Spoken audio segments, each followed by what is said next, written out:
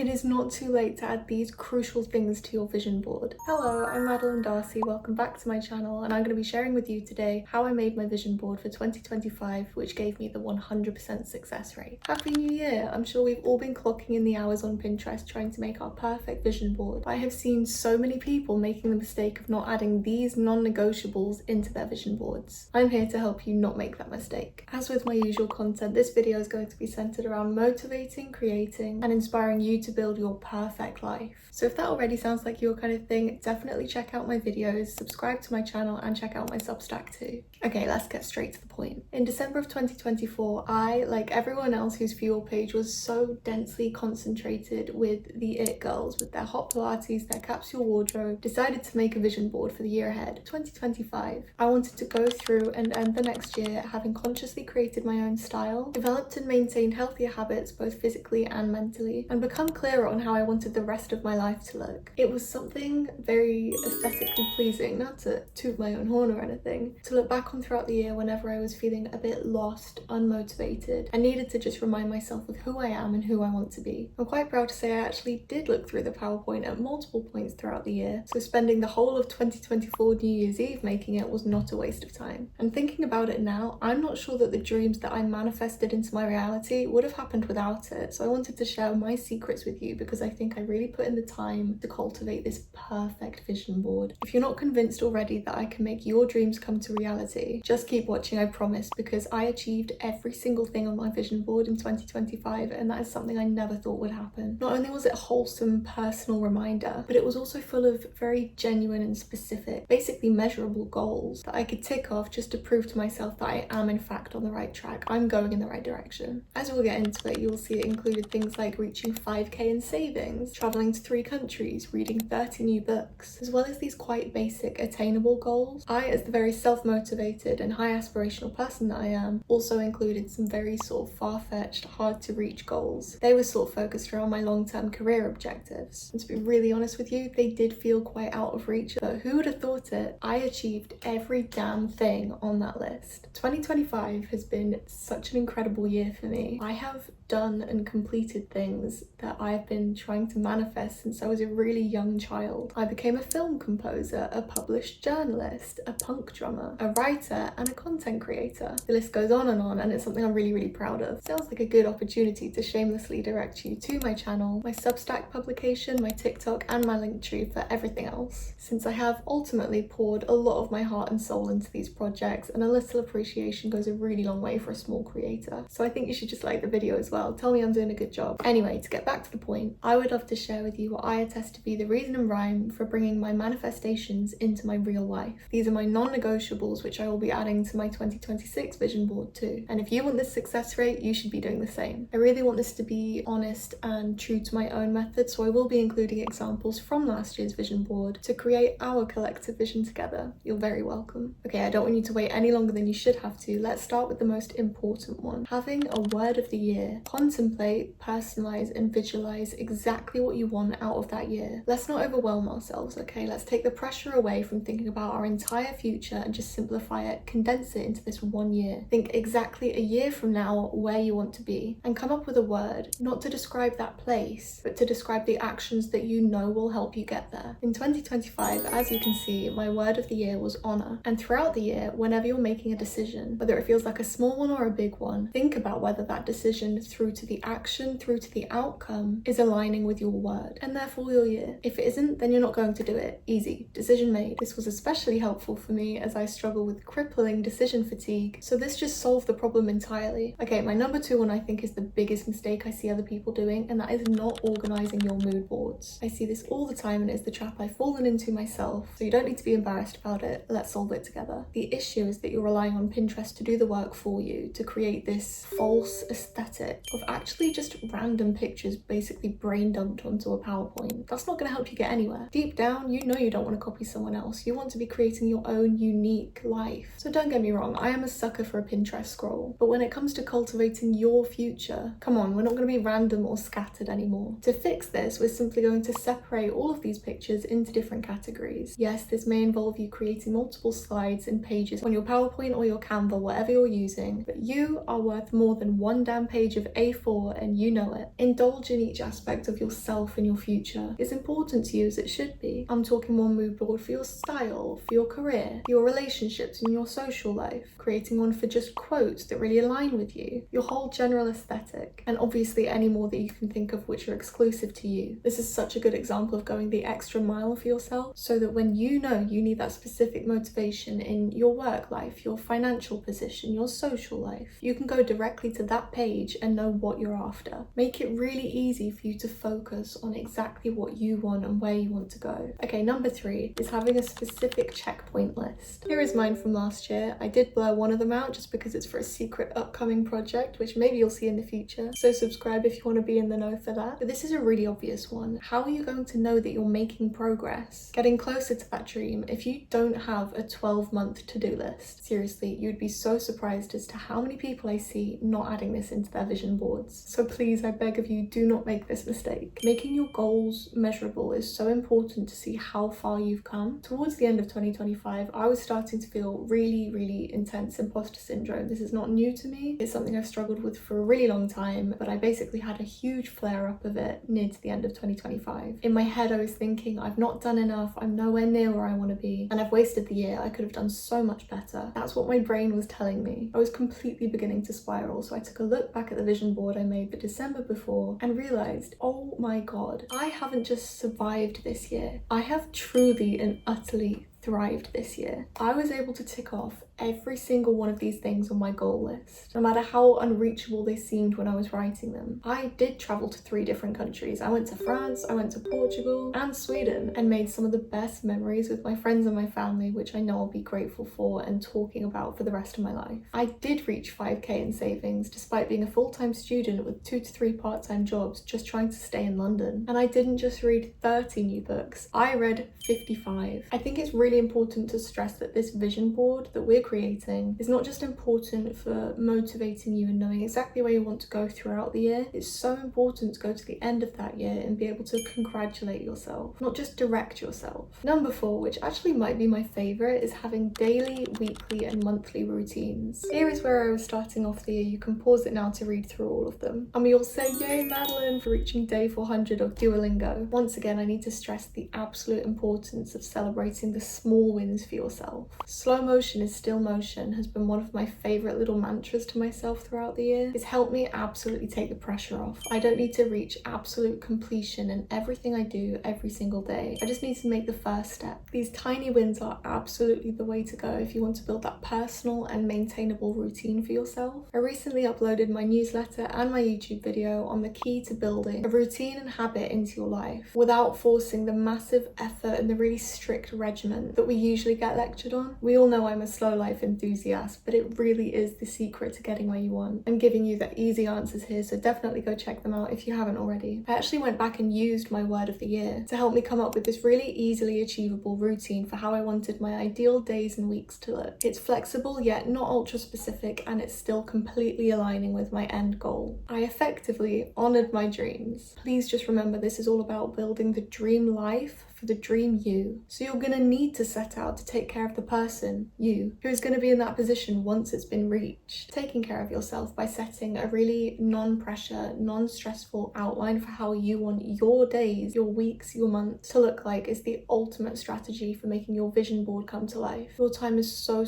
precious, and I promise doing this will make you feel like you're not wasting any of it. Of course, I also want to add that adding into your routine those times for rest and relaxation is probably the most important. If you're watching this video, you 100% already have that self-motivation, that self-drive to get where you want, but just make sure you're really taking care of your body while you're doing it too. It doesn't matter if you reach the end goal. If you don't feel good when you get there, then it's not worth it. A nice little bonus of this edition though is that it automatically solves any problems that you have with time management and bias to action too. Because don't worry, I completely understand the procrastination that usually accompanies the pressure and the overwhelm of having really big dreams. Okay, we're almost there. My number 5 non non-negotiable is having routine check-ins. I want to hold my hands up and be so transparent with you right now. That's exactly what I'm here for and what this channel is about. I did not put this on my vision board last year. In fact, I only started doing the activity of weekly and monthly check-ins once the new academic year started in September. That being said, I immediately noticed such a difference in my life and my work ethic once I started doing this. So believe me when I say this was top of my list to include in my 2026 vision board. Don't make the mistake that I made last year by not including this. It is absolutely crucial. Sitting down for 10 minutes every Sunday or every 31st of the month and just thinking about,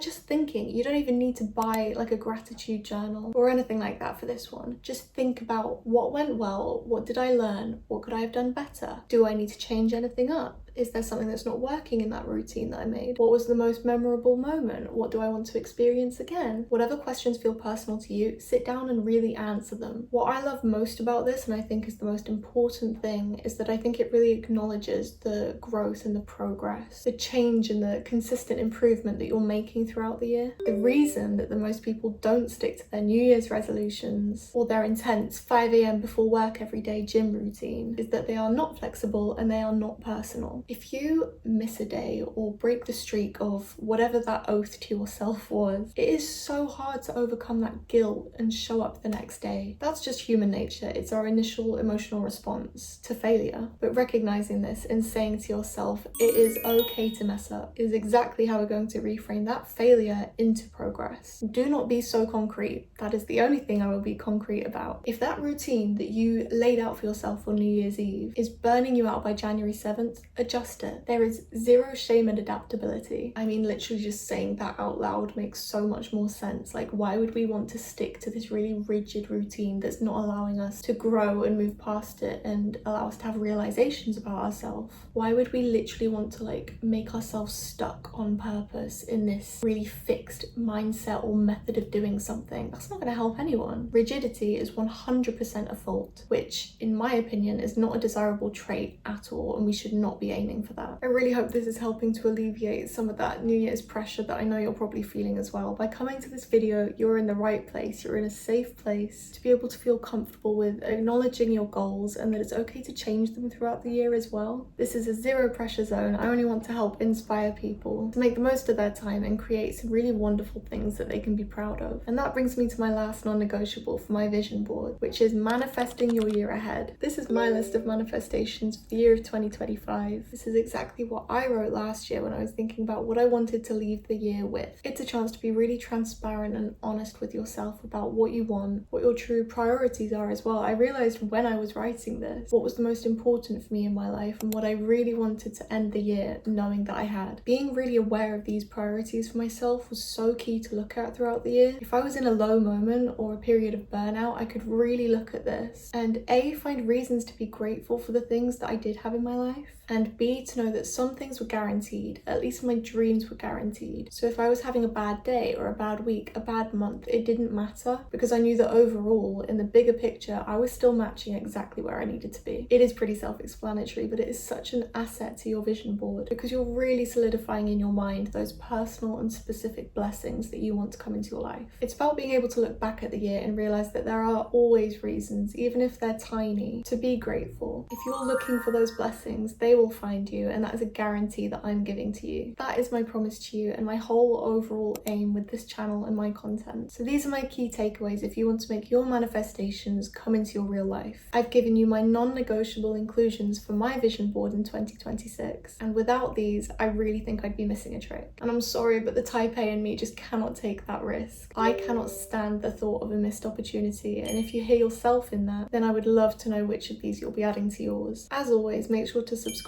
to my channel, like the video and tell me that I'm doing a good job, as well as subscribing to my Substack publication so you don't miss any updates. After all, I might just have another major life revelation next week and have to yap all about it on here. And you wouldn't want to miss that, would you? So thank you for watching this entry of In the Pursuit of Artistic Wealth, and I will see you next time. Happy New Year!